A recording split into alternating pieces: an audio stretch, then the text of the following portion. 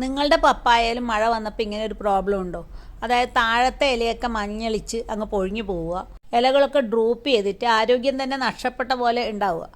ഇത് പ്രധാനമായും ശ്രദ്ധിക്കേണ്ടത് പപ്പായയുടെ വേരുകൾ മണ്ണിനോട്, അതായത് ടോപ്പ് സോയിലിനോട് ചേർന്നിട്ടാണ് കാണുക. അങ്ങനെ വരുമ്പോഴത്തേക്കും മഴവെള്ളം കെട്ടി നിൽക്കുമ്പോൾ വേരുകൾ അഴുകാനുള്ള സാധ്യത കൂടുതലാണ്. പ്രത്യേകിച്ച് നമ്മളുടെ ഇപ്പോഴത്തെ ഹൈബ്രിഡ് ഇനങ്ങൾക്കാണ് ഈ പ്രശ്നം കൂടുതലായിട്ട് കാണുക. ഇത് കൺട്രോൾ ചെയ്യാൻ വേണ്ടിയിട്ട് ആദ്യം വേണ്ടുന്നത് എന്താണെന്നറിയോ?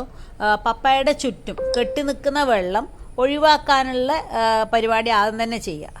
അപ്പോൾ വെള്ളത്തിന് കൺട്രോൾ ചെയ്യാൻ വേണ്ടി പപ്പായയുടെ താഴെ നന്നായിട്ട് മണ്ണ് കൂട്ടി കൊടുക്കുക.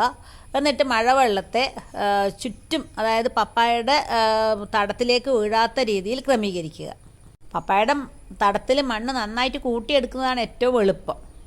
വെള്ളം കെട്ടി നിൽക്കുമ്പം വേരുകൾ അഴുകാനുള്ള സാധ്യത കൂടുതലാണ്. രണ്ടാമത്തെ കാര്യം എന്ന് വെച്ച് കഴിഞ്ഞാൽ നമ്മളുടെ മണ്ണിൽ പുളിരസം കൂടുതലായതുകൊണ്ട് തന്നെ രോഗം ഉണ്ടാക്കുന്ന കുമിളുകൾ കൂടുതലായിട്ട് കാണും.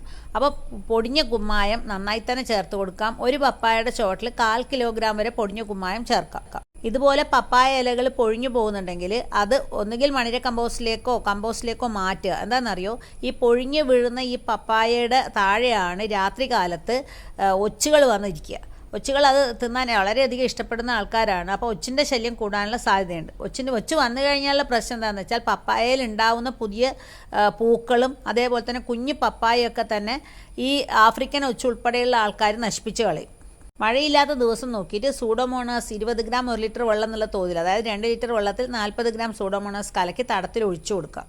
പപ്പായയുടെ ചുവട്ടിൽ ട്രൈക്കോഡെർമയോ അല്ലെങ്കിൽ സൂഡോമോണാസോ സമ്പുഷ്ടീകരിച്ച ജൈവവളം ചേർത്ത് കൊടുക്കുന്നത് രോഗത്തെ തടുത്തു നിർത്താൻ, അല്ലെങ്കിൽ ഒരു പ്രൊഫൈലാറ്റിക് മെഷറായിട്ട് നമുക്കത് സ്വീകരിക്കാവുന്നതാണ്. ഒരു പപ്പായയുടെ ചുവട്ടിൽ 5 കിലോഗ്രാം വരെ ട്രൈക്കോഡെർമ സമ്പുഷ്ടീകരിച്ച ജൈവവളം ചേർത്ത് കൊടുക്കാം.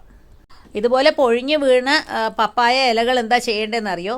ഒരു ചണച്ചാക്കിൻ്റെ അകത്ത് നടുവിൽ വെച്ചിട്ട് ഒച്ചു വരാൻ സാധ്യതയുള്ള സ്ഥലങ്ങളിൽ വെച്ച് കഴിഞ്ഞാൽ രാത്രി കാലത്ത് ഇതിനകത്തോട്ട് ഒച്ചു വരും. ഇത് ഒച്ചിനുള്ള കെണിയും ആക്കാം.